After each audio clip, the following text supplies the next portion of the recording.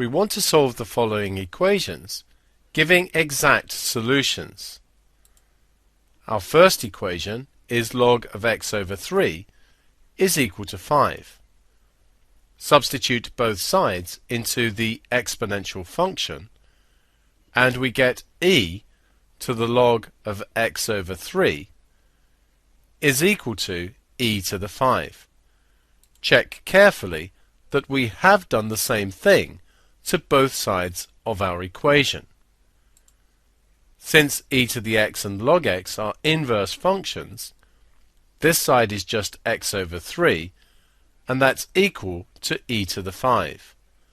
Multiply both sides by 3, and we get 3e to the 5. For part B, log 3 minus x equals 2.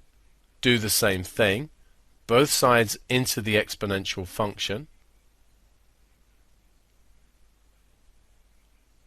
On the left, we have inverse functions, so we just get 3 minus x is equal to e squared.